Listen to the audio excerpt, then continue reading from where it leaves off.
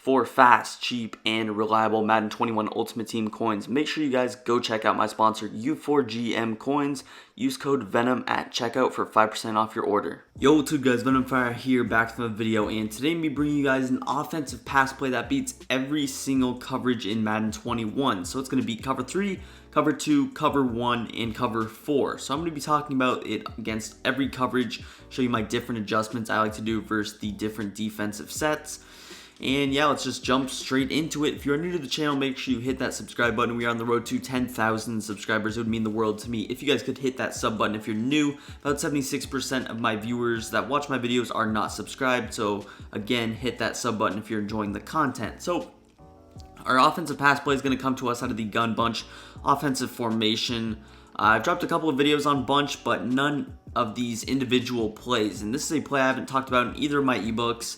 It's going to be the Atlanta sale or Pat sale. So this is in the Falcons playbook as well as the Patriots playbook.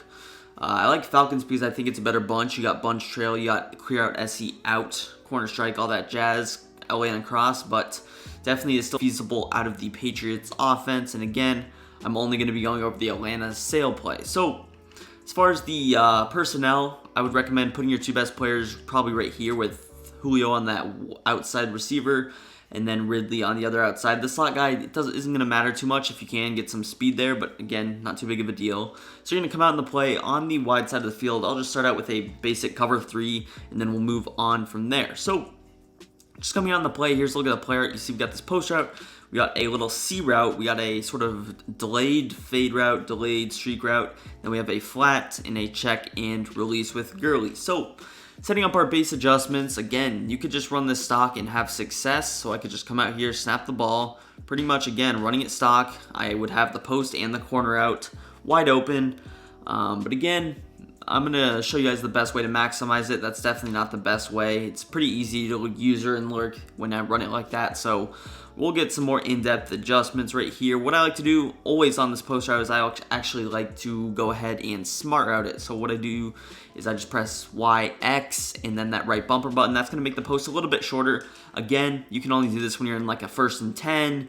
I could do this if I were in like a 1st and 8, or not a 1st and 8, like a 2nd and 8.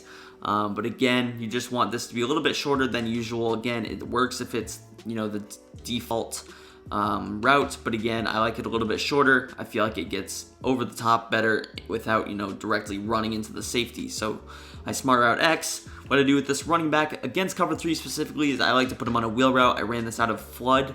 The other, play similar to this one with an in route and an out route. Again, I put Y on a wheel against cover 3. And then with the rest of them, what I like to do is actually motion Ridley out, and then I'm going to leave the flat and leave this streak route. Again, our first read is always going to be X. Y, again, can also be wide open, but I'll motion Ridley out. I'll snap him right about there. Here, I'll just show you that the wheel route does get some nice separation. You see we pick up a clean 7 yards right there. Again, unless they double flat or man up the running back, that will pretty much always be open, depending on what their zone drops are, or if they just play strictly underneath. But again, smart route X, put Y on a wheel route, motion Ridley out, motion snap him like this. Our second read is going to be this corner route, this low ball corner route. Now you see, depending on how far you motion him out is how close that will be. So that was a little bit too close. I did motion him out probably a little bit too far, so I can just motion right there and sort of snap it immediately. Doing that, you see how much more space I have. So again, you just kind of gotta find the sweet spot. That one was definitely perfect right there. And again, you still have the flat route. You still do have the seam route. With the seam route, it's definitely a throwable football against cover 3. Definitely up the seams now. It's very tight, and we'll come back to that route against cover 2. But it is still a throwable ball. And also if they, end up pressing you super far and you have a fast receiver, they just completely press him with no safety over the top help, that will beat man coverage. Again, Russell Gage, he's not exactly the best receiver for that, but he still does do the job. So again, let's try and throw this post route to Julio now, right there. In between the coverage perfectly. Those linebackers are not going to back up the 20 yards or 15 plus yards that Julio is on his post route. Now, one thing that is kind of annoying about the cover 3 defense is that the outside third actually does sort of follow the post route. I think it's just this post route in particular where that happens. It is pretty annoying, but it's something that you just kind of got to deal with. You see he sort of breaks off right when I throw the ball. Again, if I didn't want that to happen, I could obviously do some, different adjustments, but it's not too big of a deal. So I'll show one more time against cover 3. Here's a look at the setup. Basically, the post route's going to be wide open. The wheel route's going to be wide open. This corner route is going to be wide open. He's going to have to do a lot of weird adjustments, and if he's just in any stock coverage, he's going to get beat. So he's really going to have to make a lot of adjustments to stop just this play, not including the rest of the offense. So very annoying play to go against. Let's go ahead, hop into man coverage though now. All right, back on the field in man coverage, you see now this isn't really going to be a man press, and I'm not going to really show you that Russell Gage route that I was talking about, the sort of delay fade. You'll see how it beats man coverage, but again, I'm going to have safety help over the top in this instance, so you really won't be able to see, the one play TD out of it. But again, just know that this little delayed fade type route will beat man if it's completely pressed, even shade over the top with a speedster in the slot. So let's talk about the setup. You can run this stock again and have success. The post route will beat man coverage, so I like to smart route it again. And this corner route will also beat man coverage, so I could just run it stock. I don't have to make any motion adjustments. Look at how fast breaking the corner route is. That's really the key in beating man coverage, is you want routes that break super fast. On that last cut, as Calvin Ridley really did well there. And again, I could still go ahead and motion to the outside. You see sometimes when you motion, you get that little weird bumping animation. You never really want that to happen. Right there, we had him open again. We got a terrible throwing animation from Ryan. Thank you a lot. But again, taking a look at the other side of the field, got the post route. It's going to get wide open. Again, I know Julio does have a lot of abilities that help him out with that particular route, but again, it won't really make any particular difference. I've seen 85 overall players go out and do that the same. Julio's going to get that little weird animation, but again, don't pay too much attention to that. Just pay attention to how fast he's going to break, how fast he's going to beat that man coverage. And if nobody's using that, it's going to be open every single time. You pretty much force him to user or throw some sort of weird zone. And again, we already know the inside third zone will not stop that. So he's going to have to try and probably put that free safety on a hook curl. If he does that, we got some other beaters we could do. Moving on, let's say he's doing some things to stop that corner route with man coverage, or maybe he does some weird adjustments out of his man coverage to completely stop that. So what I like to do is just throw B on a slant. You got a post to slant route combination. You still do have your flat route in case he mixes it up, a lot. But look at the slant. Obviously, we know slant beats man coverage. To add to that, you motion them out, you get even more separation in addition to the default separation. But again, I could always throw maybe A on a drag route, and then I have the drag that's pretty good against man. Hayden Hurst in particular, he's not the fastest, but he still will get separation. You see right there, he's still able to beat a cornerback. Kenny Moore is pretty decent in one-on-one coverage just on a basic drag route. So again, if you have a fast enough tight end, then that's definitely a setup you could go with.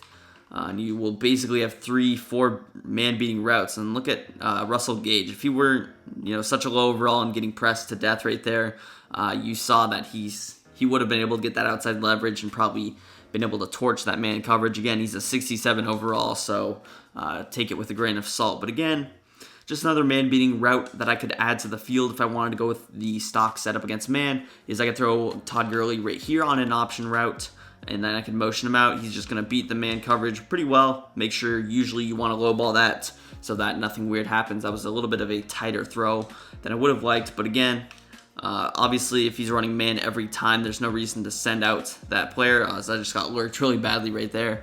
But again, usually with that post route, don't do what I just did. You want to throw it right on break for the maximum separation, because if you wait, then it definitely will not be as open. So throw it right in between that window before he gets to the hash, or on that little hash mark on the left side. But yeah, it's pretty much it for man coverage. Again, one last setup you could do is maybe A on a drag, B on a slant. You still do have the post. I could just motion him out right there. You do have some solid man-beating routes. Still can throw the posts again.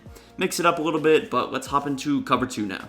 All right, here we are in a cover 2 defense. Now, cover 2 is actually going to be probably the most difficult coverage to be in this video. Cover 2 is very solid stock against this because we do have post routes and corner routes. This corner route in particular is going to get defended really well if they have a vertical hook on that right side. If they don't, it will be open, but I'll just run it stock. Take a look at how well Ridley is going to get covered here.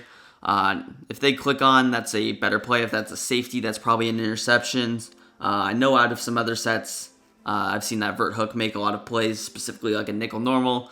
But again, if they do have a linebacker there, you can definitely throw it. But I would usually advise to kind of stay away from it. It's a lot tighter throw than cover 3, and I've gotten intercepted throwing it, so that's just why I sort of stay away from it. And again, certain formations are better than others, so I'm in big nickel right now. If I were in nickel normal and I had the cornerback on a vert hook on the right side, he would obviously play that a lot better. But as far as the other routes, we notice I'm going into the cover 2 sink in particular right here, so take a look at Julio Jones. He's going to get followed by that player all the way over there until Todd Gurley ends on his check and release. So the way, again, that we prevent that is we pretty much just send Todd Gurley out on that wheel route again. Again, similar setup to the cover 3 defense. But again, I could just run it like this. Take a look at Julio Jones. Going to get perfectly over the top of that vertical hook. Sorry about that, but you see him run his route beautifully right there. Now again, this corner route, it's kind of on the useless end, so if I wanted to, I could sort of create like a curl flat concept. That's something that I like to do, or I could put him on like a dig route. Again, we just want to make him useful. Usually this is probably my favorite way to do it because it just opens up the flat so much. Just throw that outside receiver on a curl flat or a curl, motion him out. You have a curl flat concept, and again, it's cover 2 sink. We all know that the flats get absolutely wide open. So right here, we got 2 routes that are going to be wide open. Again, pay attention if he's double flatting. If he is double flatting on that side, you can plan accordingly. But also, in addition to that, we have this guy Russell Gage on that little seam streak. Now again, I said we would come back to the route against cover 2. Here we are. Take a look at how well he's going to run that route. And again, just coming out in the universal setup, it's going to look like this. Motion out Calvin Ridley, snap the ball. Look how wide open he is. There's so much separation now. Even if they had a middle third in their cover 2, that would still be wide open. The only zone that does a pretty good job of defending that is a mid-read. Again, I don't really have a mid-read in this particular setup. But be careful. No one really runs mid-reads this year, especially with how often you have to double flat, specifically against bunch. I would advise from running a stock cover 2. So that's kind of why I tried to show it with this defense. But again, if someone's running a stock cover 2, you should already be able to beat them. But again, I'm trying to give you guys the maximum setup. So pretend you're playing like a good player. They're never going to have a mid-read on the field. They would maybe have an inside third. And if they do, again, it's sort of the same thing as cover 3. It'll just be a little bit more open. So we got our reads. We got Y. I could always sort of quick snap Y.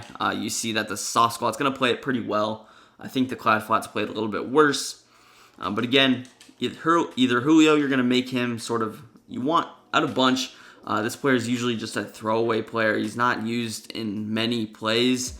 But out of this Pat Sale play, you make your opponent worry about him. And if you continue to run this play enough, your opponent's going to have to start putting zones on that left side of the field, which is something he really doesn't want to do. Again, check down to your tight end. That's going to be a very good play, especially if he's playing over the top. If I wanted to, maybe I could throw Ridley on a streak here. I could get like a little double streak concept. But again, it's usually a pick. Yeah, you don't really have enough space to throw that. So again, just mix it up a little bit. Maybe if I wanted to, I could go with something like this, where a guy like Hayden Hurst would be open on that low ball. But again, just mix things up, mix up your adjustments. But yeah, let's hop into our last play, cover 4. Alright guys, moving on to our last and final defense we are going to attack. It's going to be cover 4. I want to mix in some match coverage. I know I don't go against it too much, but if you're killing him out of every other coverage, you might try and mix it in. It is pretty decent against bunch. So just running it stock, it's going to be cover 4 for a one-play TD. I'll show you how. And again, obviously I'll just throw Gurley on the wheel route rather than the check and release, make him useful.